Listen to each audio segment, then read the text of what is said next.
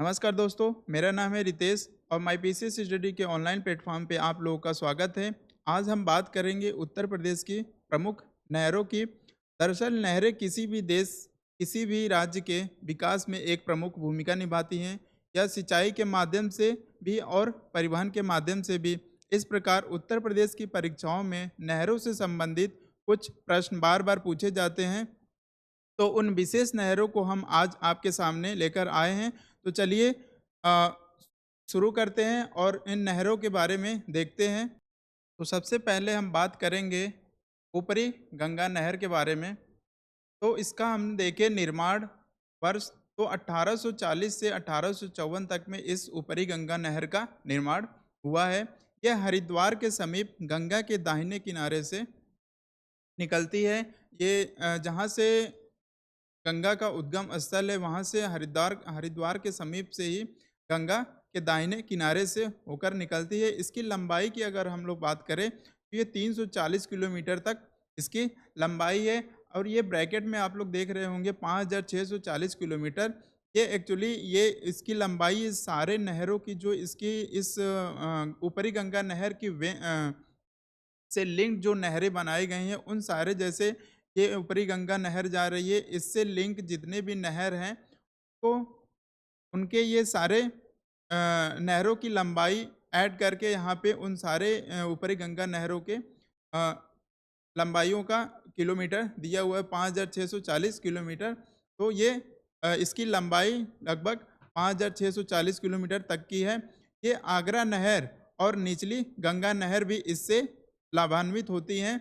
जो मेन ऊपरी गंगा नहर है हरिद्वार के समीप के के दाहिने किनारे से निकलती है।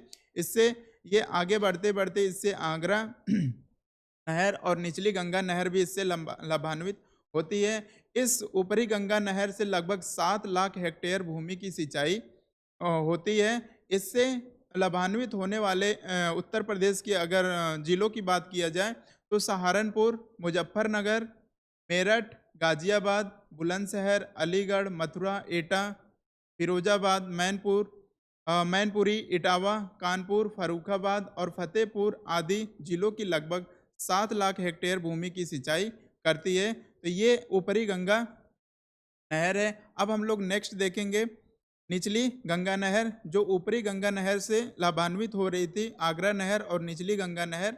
आगे जब इस नहर का विस्तार होता है तो आगे ये निचली गंगा नहर में विस्तारित होती है। उसे हम लोग निचली गंगा नहर कहते हैं और निचली गंगा नहर हम लोग देखेंगे इसमें।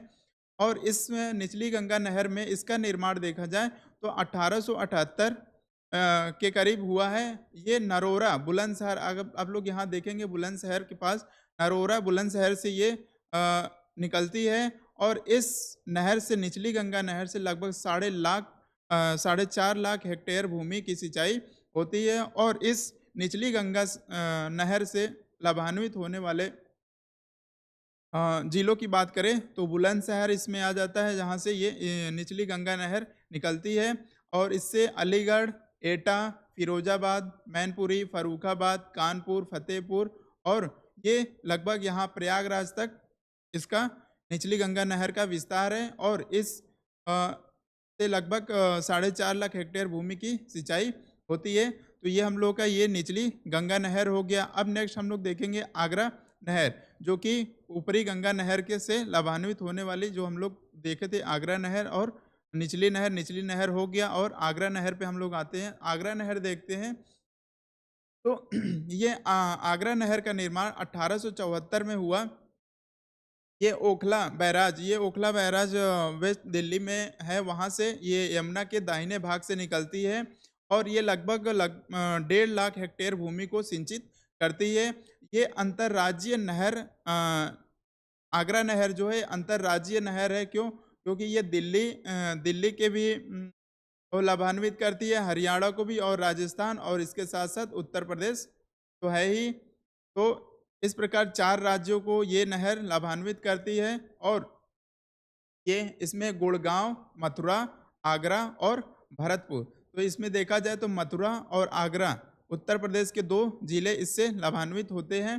तो इस प्रकार हम लोगों ने आगरा नहर को भी देखा। अब नेक्स्ट है पूर्वी यमुना नहर, पूर्वी यमुना नहर देखने से पहले हम लोग तो यहाँ पे आगरा नहर जो थी, आगरा नहर क्या है? ये अंतर्राज्यीय नहर है।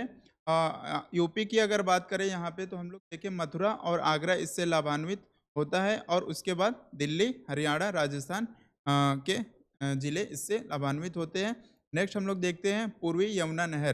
पूर्वी यमुना नहर इसका निर्माण वर्ष देखें तो 1830 में हुआ और उत्तर प्रदेश की ये सबसे प्राचीन नहर मानी जाती है। ये उत्तर प्रदेश की सबसे प्राचीन नहर है। इसको शाहजहाँ ने बनवाया था यानी खुदवाया था। शाहजहाँ ने इसका निर्माण करवाया था और शाहजहाँ के कार्यकाल आप लोग देखेंगे तो 1628 से 58 के करीब है और इसको अंग्रेज़ों ने इस नहर का विस्तार किया।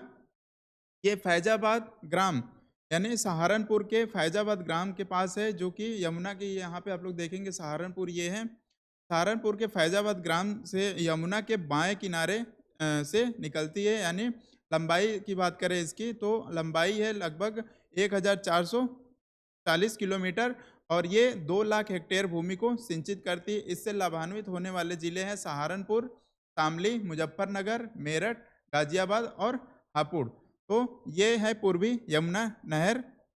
इसके नेक्स्ट हम लोग देखें तो शारदा नहर। शारदा नहर के बारे में देखें तो ये सबसे बड़ी नहर प्रणाली है। शारदा नहर की बात करें तो सबसे ये बड़ी नहर प्रणाली है।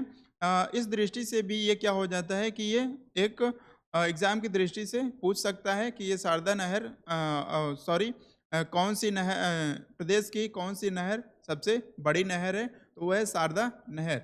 इसका निर्माण हम लोग देखें तो 1920 से 1928 के बीच में हुआ है और ये बनवास यानी उत्तर प्रदेश, उत्तराखंड, नेपाल सीमा से पे है। बनवास अगर देखा जाए तो ये उत्तराखंड में पड़ता है लेकिन इसका जो उद्गम है उसका इसकी जो बनाया गया शारदा नहर को ये उत्तर प्रदेश, उत्तराखंड, नेपाल के बॉर्डर पे ही है यहाँ पे।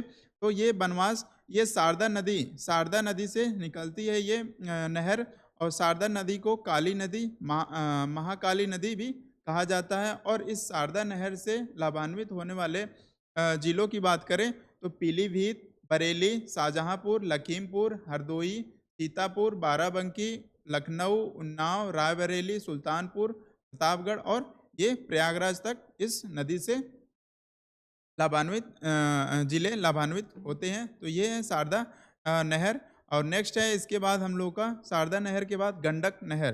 गंडक नहर ये यूपी बिहार राज्य संयुक्त नहर प्रणाली है और ये गंडक नहर यूपी और बिहार की क्या है संयुक्त नहर प्रणाली है और ये गंडक नेपाल के पास गंडक या इसको इस बूढ़ी गंडक कहा जाता है। ये कुशीनगर, महाराजगंज, गोरखपुर और देवरिया को लाभान्वित करती है। नेक्स्ट देखते हैं सरयू या घाघरा नहर। तो सरयू या घाघरा नहर का उद्गम स्थल इसके कतरनिया इसका देखा जाए तो ये कतरनिया बहराइच में एक बैराज है, वहाँ से इसका उद्गम स्थल है और ये घाघरा नदी पे है। इससे लाभान्वित जिलों की बात करें तो इससे लाभान्वित जिले हैं बहराइच, श्रावस्ती, बलरामपुर, गोंडा और बस्ती। तो ये सरयू या घग्गर नदी है जिसका उद्गम स्थल कतरनिया बहराइच में एक बैराज है, वहाँ से इसका उद्गम स्थल है और यहाँ से ये नहर निकलती है और बहराइच, श्रावस्ती, बलरामपुर, गोंडा होते हुए ये बस्ती तक जाती है और वहाँ इन जिलों को भूमि को सिंचित करती है जिसके पानी सिंचाई में उपयोग होता है। और नेक्स्ट देखा जाए रानी लक्ष्मीबाई बांध और नहरें। तो रानी लक्ष्मीबाई बांध नहरें हैं इसका उद्गम स्थल हम लोग देखें तो संबंधित नदी के बारे में बात करें तो ये इसका उद्गम स्थल माता टीला के पास है, एक जगह का नाम है वहाँ ललितपुर में। ये ललितपुर जिले का नाम है, ललितपुर में माता टीला है, वहाँ पे रानी लक्ष्मीबाई बांध नहर का उद्गम स्थल है और इससे संबंधित नदी है बेतवा नदी। ये बेतवा नदी से रानी लक्ष्मीबाई बांध नहर निकलती है।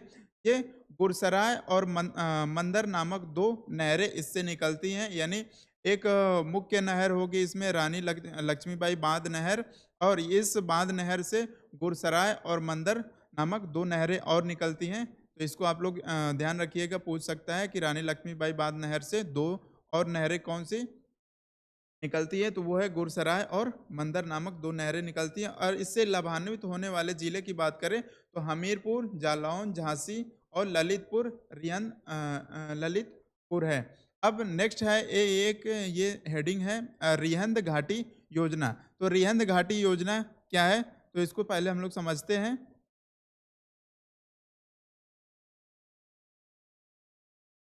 तो रिहंद घाटी योजना ये सोनभद्र में स्थित है, सोनभद्र जिले में। और ये रिहंद नदी पे इस योजना ये योजना है। और पिपरी, सोनभद्र में पिपरी स्थान है, यहाँ पे रिहंद घाटी योजना है। इस योजना से मिर्जापुर, सोनभद्र, प्रयागराज और वाराणसी लाभान्वित होते हैं। नेक्स्ट हम लोग देखते हैं केन नहरें। तो केन नहर के बारे में हम लोग देखें तो केन नहर तो ये उत्तर प्रदेश और मध्य प्रदेश की एक संयुक्त परियोजना है। पन्ना मध्य प्रदेश के निकट से बांदा जिले और मध्य प्रदेश के छतरपुर लगभग 1.4 लाख एकड़ भूमि इससे सिंचित होती है। राजघाट बांध एवं नहर परियोजना, ये राजघाट बांध परियोजना क्या है? तो ये ललितपुर बेतवा नदी पर राजघाट बांध का निर्माण किया गया है। ये उत्तर प्रदेश और मध्य प्रदेश इसमें बराबर के सहयोगी हैं। सहयोग से ये इस राजघाट बांध का और नहर का को बनाया गया है, इस परियोजना को। इससे लाभान्वित होने वाले ललितपुर में ये ललितपुर बेतवा नदी पे इसको बनाया गया है। नेक्स्ट देखें हथनी कुंड बैराज, ताजेवाला बैराज। तो ये हथनी कुंड बैराज, ताजेवाला बैराज, ये सबसे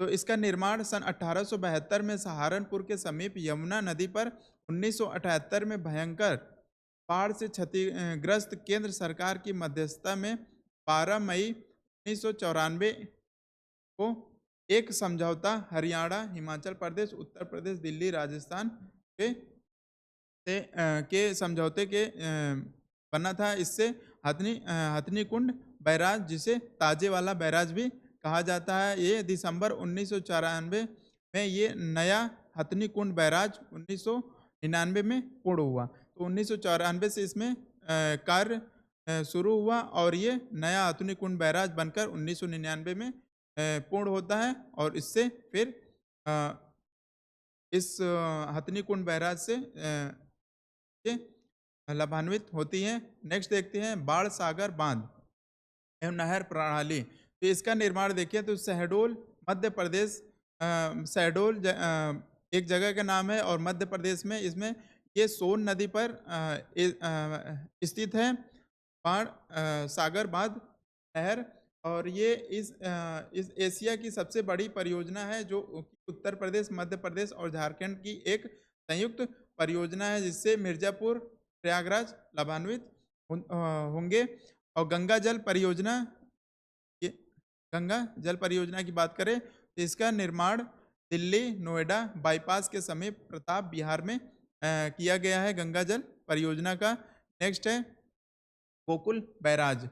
तो गोकुल बैराज गोकुल के समीप यमुना नदी पर इस परियोजना का निर्माण किया जा रहा है। अभी ये इसका निर्माण किया जा रहा है। तो ये लौकुश बैराज ये कानपुर गंगा पर बनाया जा रहा है। आगरा बैराज की बात करें तो यह बैराज आगरा ताजमहल से 8 किलोमीटर दूर यमुना पर बनाया जा रहा है। तो ये कुछ बैराज के बारे में, गोकुल बैराज, लौकुश बैराज और आगरा बैराज के बारे में है।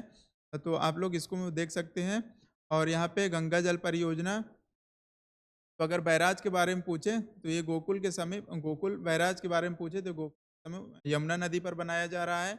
और लौकुश बैराज कानपुर के समीप गंगा नदी पर बनाया जा रहा है। और आगरा बैराज ये भी यमुना नदी पर ही आगरा ताजमहल से लगभग 8 किलोमीटर दूर पर बनाया जा रहा है। तो इस प्रकार हम लोगों ने आज इस सेशन में उत्तर प्रदेश की प्रमुख नहरों के बारे में देखें, जिससे उत्तर प्रदेश के विभिन्न एग्ज़ामों में और से प्रश्न 1-2 बनते ही हैं। तो इस लिहाज से भी ये इम्पोर्टेंट है। चलिए इसी के साथ अपने वीडियो को समाप्त करते हैं। धन्यवाद।